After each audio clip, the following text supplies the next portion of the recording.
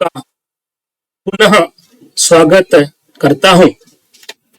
अभी तक हमने सर जॉर्ज ग्रियर्सन के ग्रंथ के बारे में, उस ग्रंथ में किए गए हिंदी साहित्य के इतिहास के काल विभाजन के बारे में और नामकरण के बारे में हमने विस्तृत अध्ययन किया है। उनके ग्रंथ के अनुसार हिंदी साहित्य के इतिहास को 11 अध्यायों में काल विभाजन एवं नामकरण किया गया है।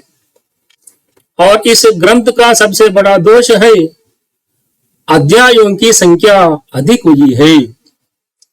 वास्तव में हिंदी साहित्य के इतिहास का अध्ययन और उसकी सुविधा को क्या है यहाँ पर सरल बनाने के लिए क्या है यहाँ पर अध्यायों की संख्या सीमित होनी चाहिए। और क्या है यहाँ पर अध्ययन कर्ताओं को क्या है यहाँ पर हिंदी साहित्य के इतिहास का अध्ययन करते समय क्या है एक प्रकार से क्या है सरलता का अनुभव होना चाहिए और सुबोध तत्व का अनुभव होना चाहिए। इन तत्वों की कमी क्या है यहाँ पर इनके ग्रंथ में दिखाई देती है और थोड़ी बहुत उसमें वैज्ञानिकता है। संपूर्ण रूप से क्या है यहाँ पर वैज्ञानिकता तो नहीं है।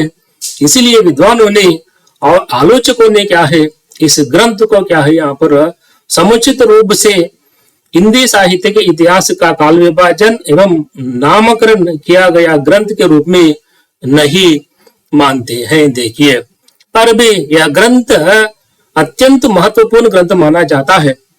सर जॉर्ज ग्रियर्सन के बाद में हिंदी साहित्य के इतिहास के काल विभाजन एवं नामकरण की ओर ध्यान देने वाले अनेक विद्वानों के लिए, अनेक आलोचकों के लिए क्या है यह ग्रंथ एक संदर्भ ग्रंथ के रूप में क्या है यहाँ पर सहयोगी के रूप में काम कर रहा है। देखिए, और यह ग्रंथ आजकल संयुक्त राष्ट्र अमेरिका के प्रसिद्ध विश्वविद्यालय मिचिगान विश्वविद्यालय के पुस्तकालय में और इस ग्रंथ की मूल प्रति वहां पर उपलब्ध है।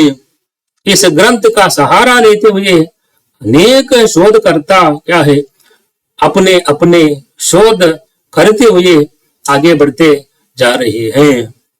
अब हम देखेंगे मिस्र बंधु के बारे में और मिस्र बंधु के द्वारा हिंदी साहित्य के इतिहास का काल विभाजन एवं नामकरण के बारे में जानने का प्रयास करेंगे। और मिस्र बंधु, ये मिस्र बंधु तीनों भाई थे। गणेश बिहारी मिश्र है, श्याम बिहारी मिश्र है और सुखदेव बिहारी मिश्र है। देखिए, इन तीन भाइयों को मिस्र बंधु नाम से कहते हैं। हिंदी साहित्य इतिहास में ये मिस्र बंधु नाम से प्रसिद्ध थे।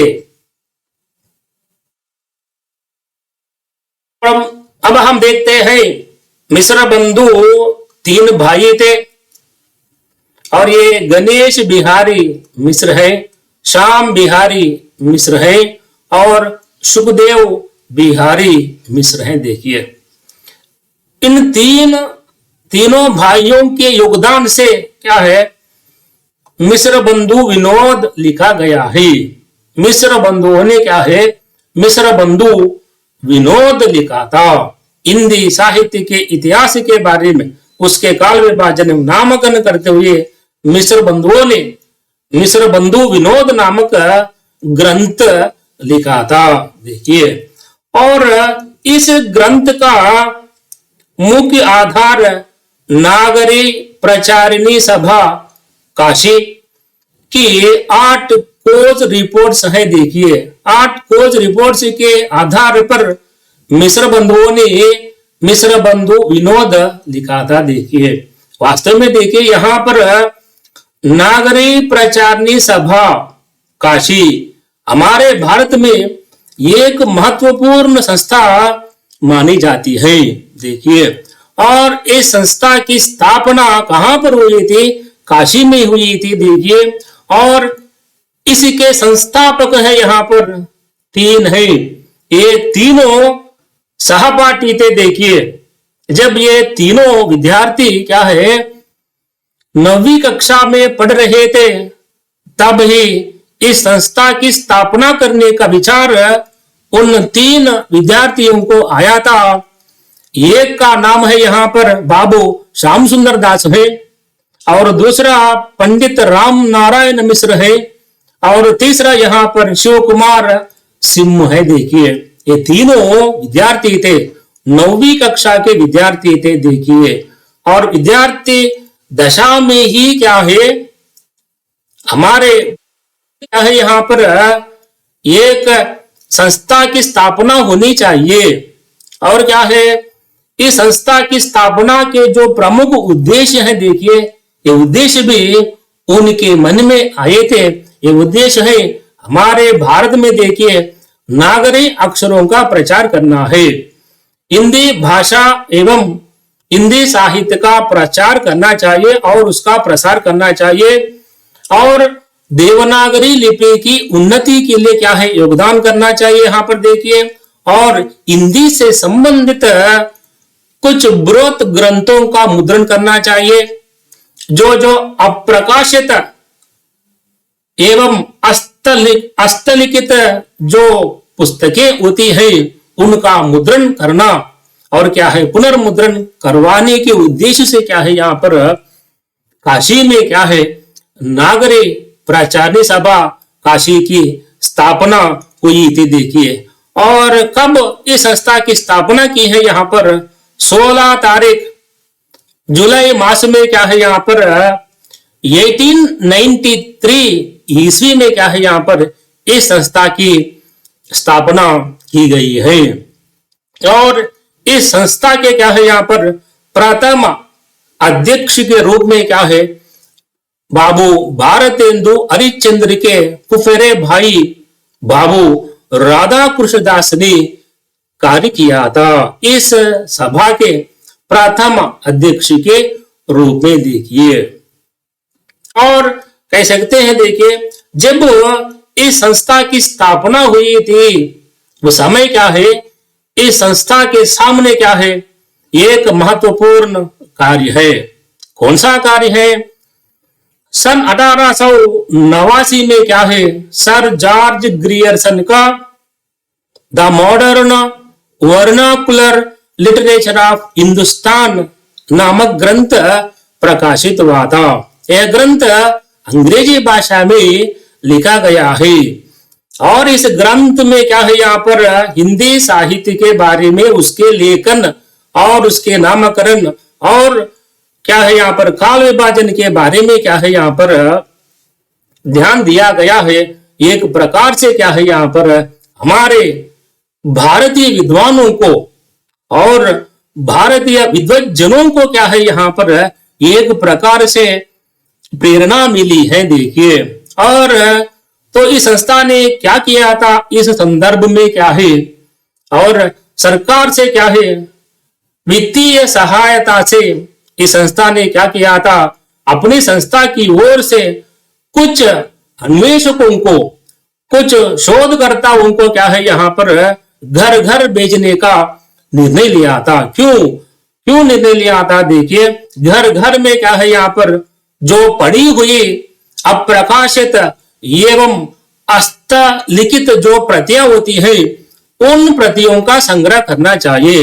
जो ज्ञात कवियों के बारे में जो अज्ञात कवियों के बारे में जानकारी देने वाली जो अप्रकाशित एवं हस्तलिखित जो सामग्री होती है उसका संग्रह करने के लिए क्या है यहाँ पर इस संस्था ने क्या किया था कुछ अनुसंधानकर्ताओं को या शोधकर्ताओं को उत्तर भारत में क्या है भेज दिया था।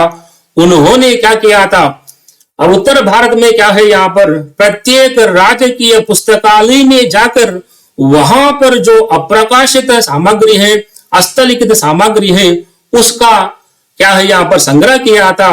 और उसके संग्रह के सार को क्या है यहाँ पर उन्होंने क्या किया था 8 रिपोर्ट्सों में क्या है यहाँ पर नागरी प्रचारणी सभा काशी को समर्पण किया था। देखिए यही है, ये 8 खोज रिपोर्ट्स हैं। ये 8 खोज रिपोर्ट्स में क्या है यहाँ पर बहुत से हिंदी से संबंधित ज्ञात कवियों का विवरण है, या बौद्ध से हिंदी कवियों का क्या है यहाँ पर अज्ञात हिंदी कवियों का, ज्ञात हिंदी कवियों का समग्र विवरण इसमें है। देखिए, और इन 8 रिपोर्ट्स के आधार पर मिश्र बंधुओं ने क्या लिखा था, मिश्र बंधु विनोद लिखा था। देखिए यह कार्य क्या है यहाँ पर लगभग क्या है यहाँ पर सन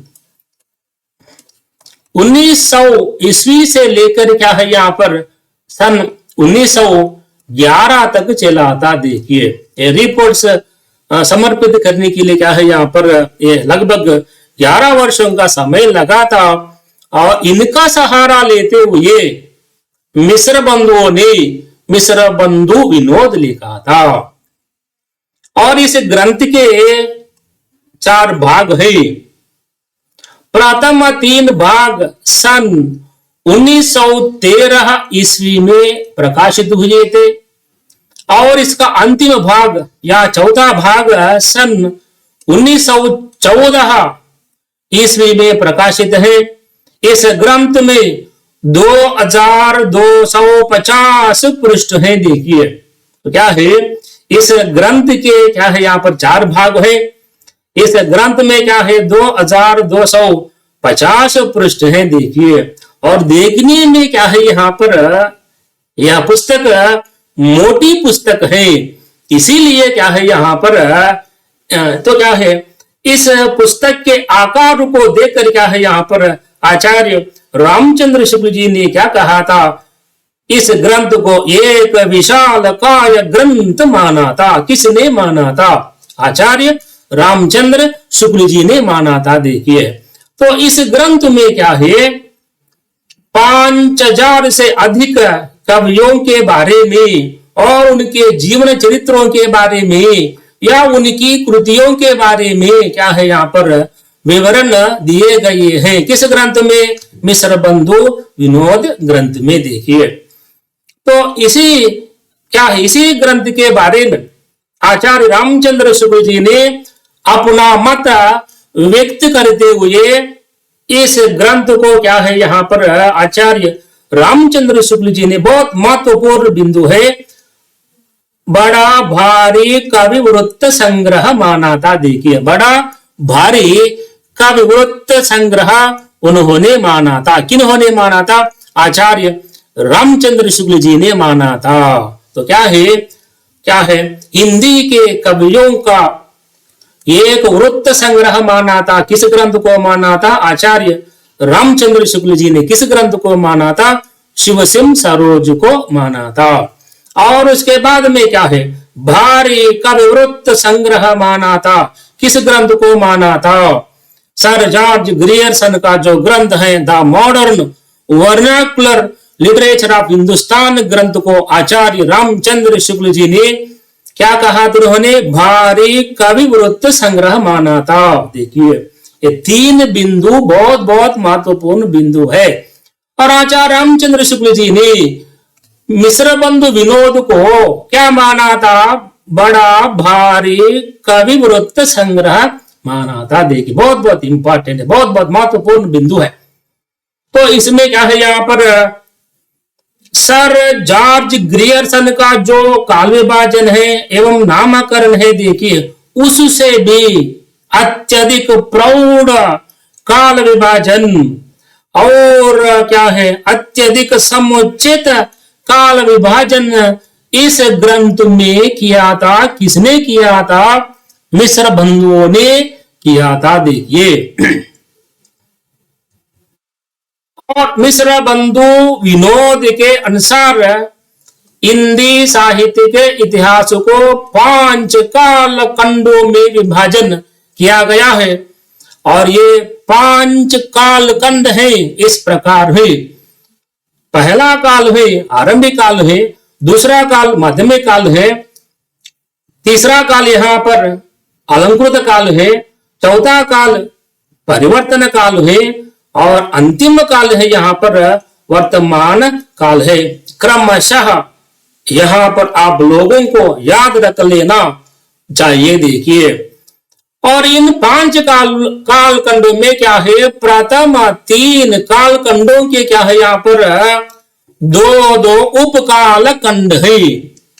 और आरंभिक काल क्या है, पूर्वारंभिक काल में और उत्तरारंभिक काल में विभाजित किया गया है। और माध्यमिक काल में 2 उपकाल खंड है।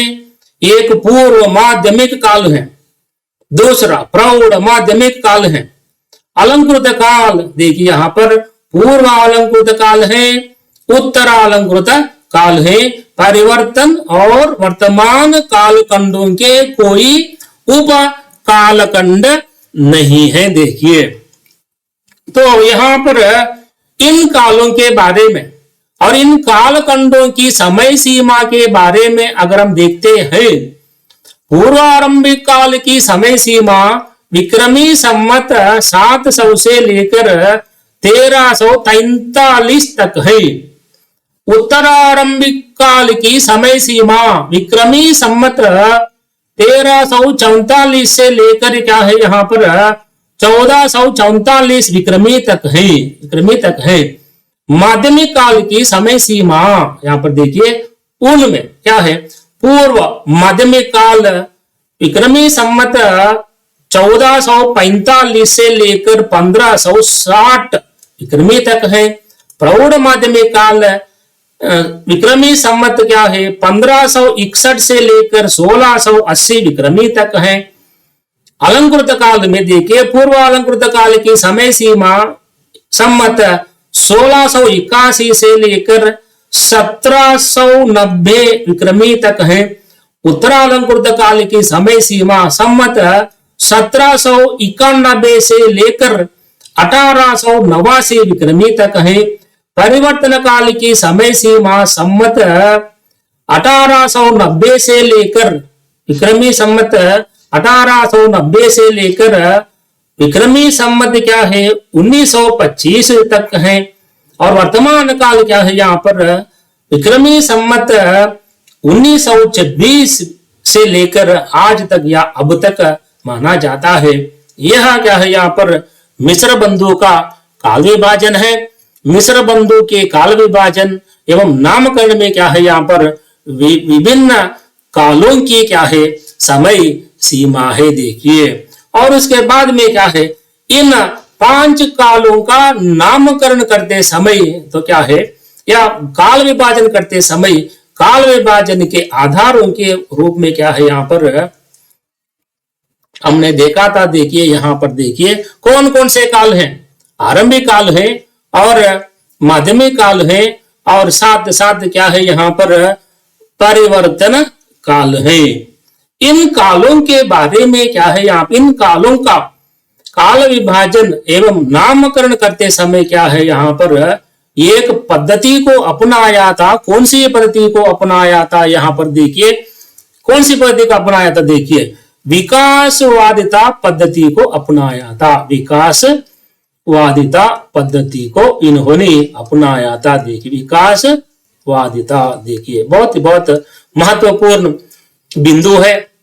और साथ साथ क्या है, यहाँ पर अलंकृत काल में क्या है, यहाँ पर जो आंतरिक विशेषता होती है और अलंकृत काल की आंतरिक विशेषता के आधार पर क्या है, यहाँ पर इस अलंकृत काल का काल विभाजन किया था। देखिए, और वर्तमान काल के बारे में क्या है, कोई मूल आधार नहीं है। देखिए, इस प्रकार देखिए उन्होंने मिश्र बंधु ने क्या है, यहाँ पर हिंदी साहित्य के इतिहास का विभाजन या काल विभाजन एवं नामकरण क्या है, 5 कालों में किया था।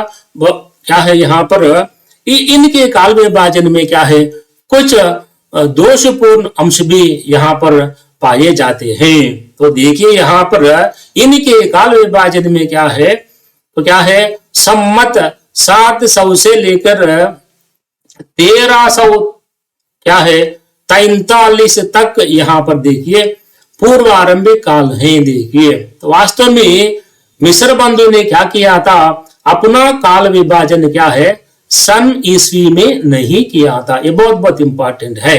ओके, सन और ईस्वी में नहीं किया था, तो किस में किया था, यहाँ पर विक्रमी संवत में किया था। सन और संवत में क्या है, आप लोग जानते हैं 57 वर्षों का अंतर होता है। आप लोग इस संदर्भ में आप क्या है यहाँ पर जानते हैं। देखिए यहाँ पर यही है मिस्र बंधु का काल विभाजन है। और साथ साथ क्या है यहाँ पर देखिए, इस काल विभाजन के दोषों के बारे में अगर हम देखते हैं तो क्या है यहाँ पर देखिए, आरंभिक काल, माध्यमिक काल और परिवर्तन काल के काल विभाजन में क्या है, विकासवादिता का या विकासवादिता की पद्धति का प्रयोग इन्होंने किया था। देखिए अलंकृत काल में क्या है, यहाँ पर उन्होंने आंतरिक विशेषताओं के आधार पर इस काल का नामकरण किया था। और यहाँ पर वर्तमान काल में क्या है, किसी भी प्रकार का मूल आधार यहाँ पर नहीं है इस काल के नामकरण में। इसलिए मिस्र बंधु ने क्या किया था, अपने काल विभाजन में निर्दिष्ट प्रकार की पद्धति को इन्होंने नहीं अपनाया था। देखिए पर भी क्या है, इनके काल विभाजन में क्या है, यहाँ पर कालों की संख्या अधिक हुई है। देखिए और साथ साथ क्या है, इस अवधि में लिखे गए क्या है, यहाँ पर जो अपभ्रंश की जो कृतियां हैं, अपभ्रंश की कृतियों को मिस्र बंधु ने क्या किया था, क्या है, इस हिंदी के अंतर्गत ही माना था। देखिए यह भी एक दोष हो सकता है। देखिए यही है मिस्र बंधु का काल विभाजन एवं नामकरण है। ये 5 कालों के नाम क्या है, आप लोगों को क्रमशः याद रख लेना चाहिए। कभी कभी ऐसे प्रश्न भी आने की संभावना है। देखिए आरंभिक काल की समय सीमा कब से कब तक है, संवत 700 विक्रमी से लेकर संवत 1444 विक्रमी तक है। ऐसे प्रश्न आने की संभावना है। उपकाल खंडों को छोड़कर कभी कभी ऐसे प्रश्न भी आने की संभावना। उसी प्रकार माध्यमिक काल की समय सीमा, अलंकृत काल की समय सीमा और क्या है, इस प्रकार के प्रश्न आने की संभावना है। देखिए यहाँ पर और इसके बाद में क्या है, हम आगे बढ़ने का प्रयास करेंगे। तो इन क्या है यहाँ पर इस ग्रंथ में, मिस्र बंधु विनोद ग्रंथ में क्या है, जो दोष है तो क्या है, उन दोषों को दृष्टि में रखकर क्या है, आचार्य रामचंद्र शुक्ल जी ने क्या है, अपना मत व्यक्त किया है। और एक प्रकार से क्या है, यहाँ पर व्यंग्यपूर्ण व्याख्या भी क्या है, आचार्य रामचंद्र शुक्ल जी ने भी की है। और वह व्यंग्यपूर्ण जो व्याख्या है मिस्र बंधु विनोद के बारे में, उसमें किए गए हिंदी साहित्य के इतिहास के काल विभाजन और नामकरण के बारे में जो व्यंग्यपूर्ण व्याख्या है, उस व्याख्या को हम लोग एक कथन के रूप में हम स्वीकार कर सकते हैं। वो कथन इस प्रकार है, सारे रचना काल को केवल आदि, मध्य, पूर्व, उत्तर इत्यादि खंडों में आंक मूंद कर बांट देना, यह भी ना देखना कि किस खंड के भीतर क्या आता है और क्या नहीं, किसी वृत्त संग्रह को इतिहास नहीं बना सकता। यह कथन किनका कथन है? आचार्य रामचंद्र शुक्ल जी का कथन है, महत्वपूर्ण बिंदु है। और साथ साथ क्या है, आचार्य रामचंद्र शुक्ल जी ने अपने ग्रंथ की रचना करते समय क्या है, उन्होंने अपने ग्रंथ में क्या है, यहाँ पर 1000 कवियों का परिचय देने का प्रयास किया था। उन कवियों के विवरण मिस्र बंधु विनोद से लिए हैं। देखिए ऐसा कहा था, देखिए किन्होंने कहा था, आचार्य रामचंद्र शुक्ल जी ने कहा था। किस ग्रंथ के बारे में? मिस्र बंधु के बारे में। देखिए यही है मिस्र बंधु का काल विभाजन एवं नामकरण है। देखिए सब लोग मिश्र बंधु के काल विभाजन एवं नामकरण की ओर ही ध्यान देते हैं। वास्तव में क्या है, मिश्र बंधु विनोद से पहले मिश्र बंधुओं ने एक और महत्वपूर्ण ग्रंथ लिखा था। मिश्र बंधु विनोद से पूर्व ही क्या है, यहाँ पर मिश्र बंधुओं ने क्या है एक महत्वपूर्ण ग्रंथ लिखा था। उस ग्रंथ का नाम है यहाँ पर, कौन सा ग्रंथ है, हिंदी नवरत्न है। देखिए बहुत बहुत इंपॉर्टेंट महत्वपूर्ण बिंदु है। देखिए और इस ग्रंथ का प्रकाशन सन 1910 ईस्वी में हुआ था। वास्तव में क्या है, यह ग्रंथ क्या है, समालोचनात्मक ग्रंथ माना जाता है। समालोचनात्मक ग्रंथ माना जाता है। समालोचनात्मक ग्रंथ माना था। किसने माना था? आचार्य रामचंद्र शुक्ल जी ने माना था। देखिए ग्रंथ का नाम क्या है, हिंदी नवरत्न है। इस ग्रंथ की रचना किसने की थी? मिश्र बंधु ने की थी। कब की थी? मिश्र बंधु विनोद से पहले। देखिए और मिश्र बंधु विनोद से पहले मिश्र बंधुओं ने क्या है, हिंदी नवरत्न लिखा था। और यह किस प्रकार का ग्रंथ है? समालोचनात्मक ग्रंथ है। इस ग्रंथ का प्रकाशन सन 1910 ईस्वी में हुआ था। देखिए तो नाम में ही क्या है, यहाँ पर हमको नाम से हमें पता चलता है इसमें क्या है, 9 अध्याय है। देखिए 9 अध्यायों का विवरण इसमें दिया गया है। और मध्यकाल से लेकर आधुनिक काल या वर्तमान काल तक एक एक कवि को रखा गया है। इस ग्रंथ में, किस ग्रंथ में रखा गया है? हिंदी नवरत्न ग्रंथ में क्या है, यहाँ पर मध्यकाल से लेकर आधुनिक काल या वर्तमान काल तक क्या है, एक एक कवि को रखा गया है इस ग्रंथ में। तो किस ग्रंथ में? हिंदी नवरत्न ग्रंथ में। देखिए बहुत बहुत महत्वपूर्ण बिंदु है। सब लोग केवल क्या है, यहाँ पर मिश्र बंधु पर या मिश्र बंधु के विनोद पर, मिश्र बंधु विनोद में जो हिंदी साहित्य के इतिहास का काल विभाजन और नामकरण किया गया है उस पर ही ध्यान देते हैं। देखिए यह बहुत बहुत इंपॉर्टेंट बिट है हिंदी नवरत्न यहाँ पर। देखिए और ये इस हमने अभी देखा है। देखिए इस ग्रंथ में 9 अध्याय हैं। तो इस ग्रंथ में क्या है, यहाँ पर कितने कवि हैं? कितने कवि हैं? 9 कवि हैं। देखिए ये इन 9 कवियों को कहां से लिया गया है? मध्यकाल से लेकर क्या है, वर्तमान काल तक या आधुनिक काल तक क्या है, यहाँ पर एक एक कवि को लेकर क्या है इस ग्रंथ में क्या है यहाँ पर रखा गया है। उनमें सबसे पहले आ रहे हैं गोस्वामी तुलसीदास है, महात्मा सूरदास है, महाकवि देवदत्त है, महाकवि बिहारी लाल है, त्रिपाठी बंधु। देखिए यहाँ पर त्रिपाठी बंधु है। क्या है त्रिपाठी बंधु? कौन कौन है?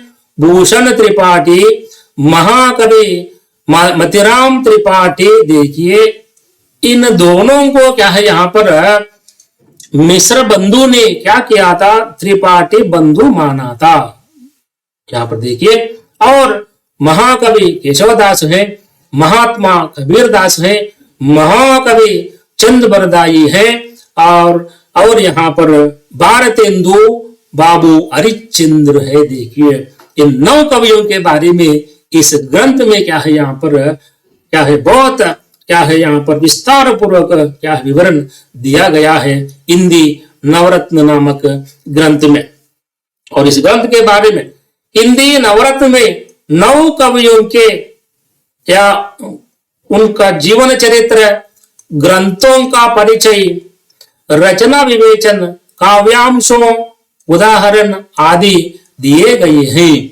इस ग्रंथ के अनुसार क्या है, तुलसीदास सबसे बड़े कवि हैं। हिंदी साहित्य के इतिहास में हिंदी नवरत्न ग्रंथ के अनुसार क्या है, तुलसीदास को सबसे बड़े कवि क्या है कहते हैं। देखिए ऐसा किन्होंने कहा था, मिश्र बंधुओं ने कहा था। देखिए और साथ साथ क्या है, इन नवरत्न कवियों में क्या है, सूरदास को महात्मा कहा गया है और कबीरदास को यहाँ पर महात्मा कहा गया है। देखिए कबीरदास और सूरदास को किन्होंने महात्मा माना था। देखिए किन्होंने माना था, मिश्र बंधुओं ने माना था। देखिए और साथ साथ क्या है यहाँ पर देवदत्त को देखिए, यहाँ पर देवदत्त है। देवदत्त कौन है यहाँ पर, रीति काल के बहुत प्रसिद्ध कवि हैं। रीति काल में अत्यधिक लक्षण ग्रंथों की रचना करने वाले एकमात्र कवि माने जाते हैं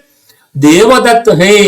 इनको क्या है, संक्षिप्त में आचार्य देव के रूप में हम कर सकते हैं। देखिए और हिंदी नवरत्न ग्रंथ के अनुसार क्या है, यहाँ पर सबसे बड़े कवि हैं तुलसीदास और प्रथम स्थान दिया गया है तुलसीदास को दिया गया है और द्वितीय स्थान क्या है यहाँ पर सूरदास को दिया गया है और तृतीय स्थान क्या है यहाँ पर देवदत्त को दिया गया है।